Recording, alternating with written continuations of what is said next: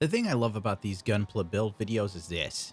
I don't have to do that much editing, which means turnaround time is incredibly fast when it comes to the final production sort of thing. Well, unless I got really into the editing process, but I'm not doing that to myself with this channel, at least not yet. Maybe if it becomes something, I'll put in a bit more effort. But for now, let's go with the bare minimum because I don't get to do that much. Oh, I'd love to coast, let me tell you. Coasting is my dream. I always wanted to be in a rock band where like I could coast. You know, I just wanted to be like the rhythm guitar player. You know, the other dude in Aerosmith. Do you remember like the rhythm guitar player in Aerosmith or the drummer? Hell no, you don't remember them. You just remember Steven Tyler and Joe Perry. That's it. I want to be one of the other guys. Show up, do my part, pick up a fat check, go home, go to sleep on a bed full of money. Anyway, that has nothing to do with this Gunpla. And of course, the animals start fighting with each other because my puppy's quite rowdy. Hopefully you don't hear that in the background. I am now adding some like damage, light damage, sort of wear and tear, because I always felt, and let's face it, from the animes, Char's mobile suits were always immaculate. They always looked good. And with that perspective in mind, I always pictured that, you know, even though Char was in battle, his mobile suit would be maintained. And if you paid attention to Gundam lore, Amuro Ray took out 140 or 146 enemies in the 1 year war alone. So he was in battle all the time, whereas Tashar only did about, what, 40 people or 40 mobile suit battles? So yeah, I guess it would make sense that a Gundam would be far more battle hardened. And oh, get off me, puppy. Sorry, she just jumped on my lap and then tried to get my face. Don't you bite that microphone. So here we are with some scratching details. What I'm actually using here is Mr. Metal color, aluminum. It's actually the shiniest. Like the silver chrome doesn't look as good as the aluminum. Now I heard that you can polish these to get a better finish, but I've never tried polishing anything fully painted with any of these paints. So I cannot confirm nor deny this. Now, my normal rule of thumb is realistic as far as scratching goes. Like if you look at, I don't know, a pipe on a motorcycle or a car that's been really ground down, or like an old car from the 60s and 70s, and if the paint is scratched off a certain area, then you'd see the primer, then it leads to the bare steel. That's what I try to recreate. But here, since the colors I used were Alcalad's steel, which is a darker color, and then I highlight it with magnesium, I believe. Then I shaded with gunmetal. Now the thing is, it all blends real well once you hit it with that matte finish, and it does remove a lot of the luster, so it may have been a bad idea, but whatever. And now you know the colors I used, and we're just scratching it up and giving it a little vibe like it's been used. Now with Char's shotgun or beam shotgun, I went with gunmetal for the paint of the gun, and I wish Alcalad had like a gunmetal gray. I don't know why they don't. It sucks, but whatever. Gunmetal's fine.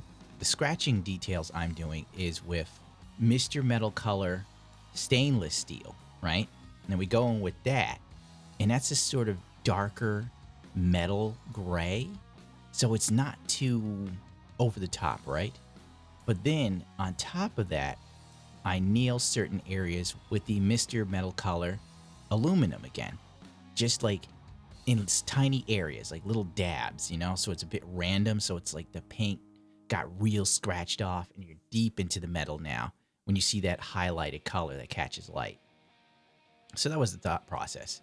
It's actually a two-stage step here on this gun rather than just one. And it gives a decent effect. I may come back later and add a bit more, a little bit more, you know, some drastic sort of stuff, maybe some dry brushing.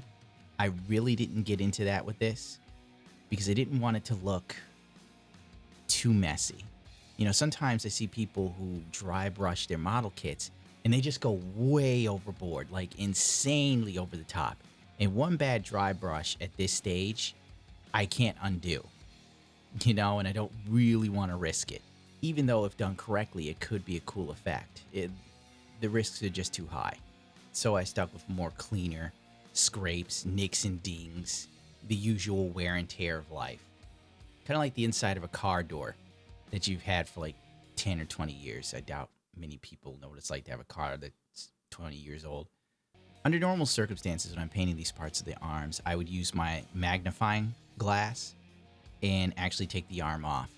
But due to the nature of recording this, I figured I will try to do it this way and make it capable for people to see what exactly I'm doing so they get an idea, even though it's not the best way to go about it because you could make a huge mistake, especially with a camera in front of your face. It's not the best way to go about it, but from a camera perspective, it looks good this way. You can see everything, you get the gist of what I'm doing, and I'm filling in all those little gaps on the mobile suit. Now, when I looked at the box art, or I should say the diagram of the back for the decals, it gave a better representation of what the Sazbi's paint scheme should have been, which I wish I looked at before. When I was starting the paint process, I would have added a much more deeper red in a lot of key areas. There's always next time. I have another kit. It's going to get a resin kit, so that'll be down the road, maybe in the summer. If I'm lucky, I'll have the time to do so. Who the hell knows? It's such a big process. I may put it off for longer than till the summer, frankly. Maybe next fall, who knows? Oh, and back on point, forgive me.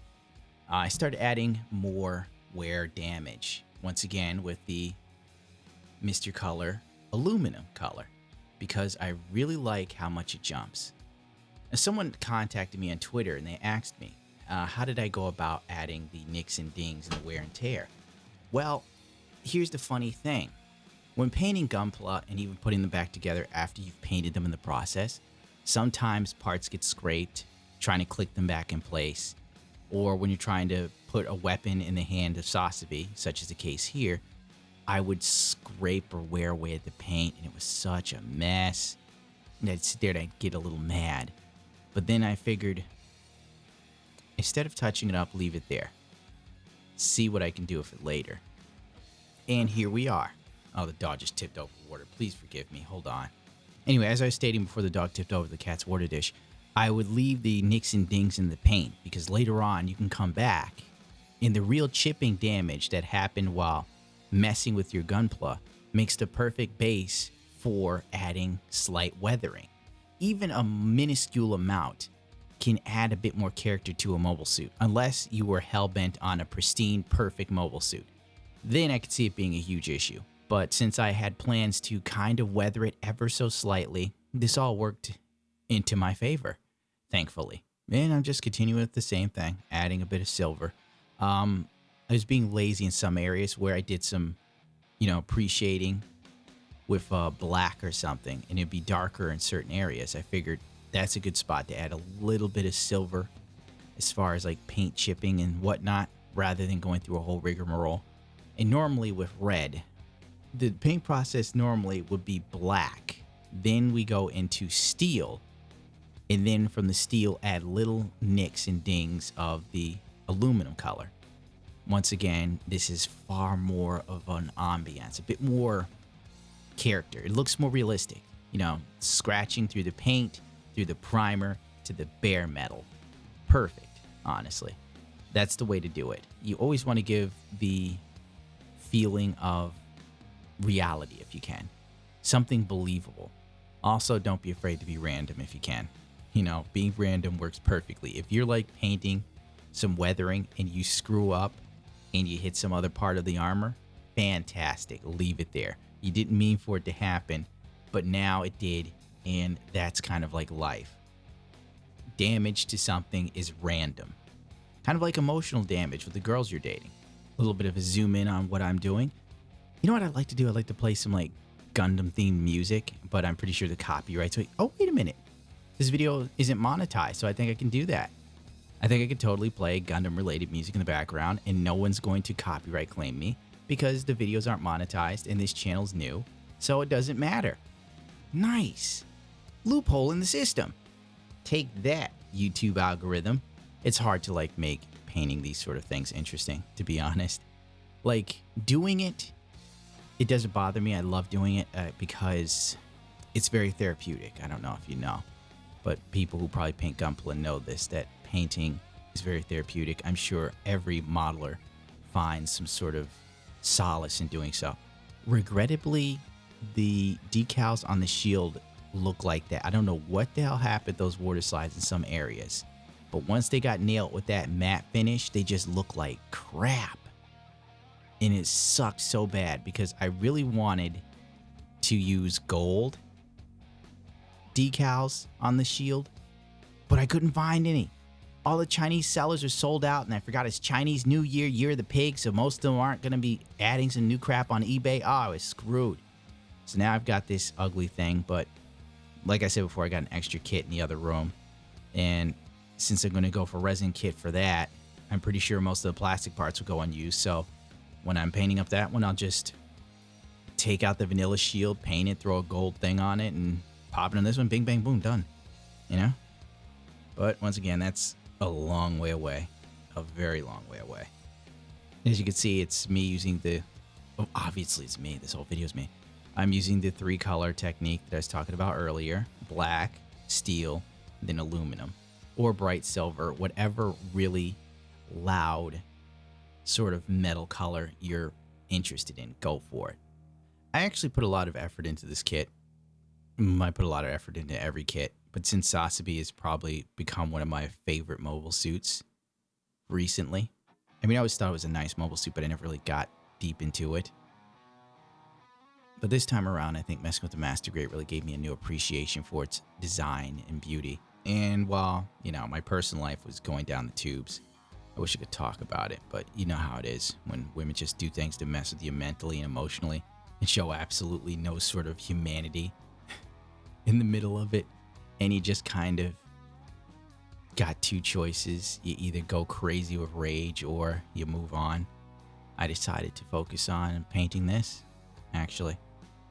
It's like instead of beating the hell out of my punching bag, I just said, you know, I'm just going to focus on something creative, something beautiful, something I could put all of myself into and express myself. And this is the perfect medium. I think Gunpla is another way for me to express myself. You know, like making YouTube videos on my other channel, it was a way to deal with depression, in all honesty. And I guess there's a lot of self-expression because my videos are definitely off the wall and few people could probably replicate what my thought process is when I edit into those little weird clips that most people have never seen before because I am the ultimate meme lord. I feel Gunpla gives me another level of expression that I haven't had in a long time. You could tell with the way I did Sazbi, I wanted it to be just pure strength, but not only strong, I wanted it to display beauty as well.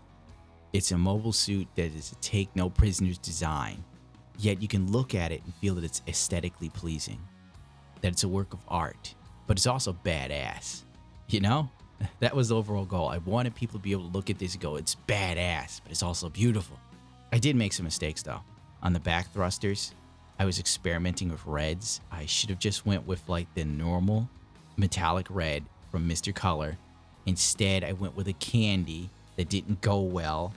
I was using a candy red by Spastics. It was the candy gold red. It only works over glossy black. I totally goofed it and thought it would look cool over chrome silver. Wrong. It just went so wrong. It started to melt a little bit and it all got ugly. So then I had to paint another red layer on top of that ugly layer. It was so far from my vision. But next time, now I know, you know? But, you know, experimentation is the name of the game. I also added some metal detail parts on the neck area. Normally those go on thrusters, but since I was using a different sort of metal setup for the thrusters on Sazbi, they were impractical. So I noticed those two little circles on his neck, and I said, those would look cool, those little thruster vents. They would totally look cool. Rather than just painting it in, add these, and it's just like beautiful. It pops, it works. By the way, it's 3.2 millimeters, I think. Double M's, I don't know, the metric system. I'm an American, forgive me. Our school system's garbage. Hey, made it this far. You know, taught myself how to read. I'm a product of self-learning because Lord knows I didn't learn shit in school.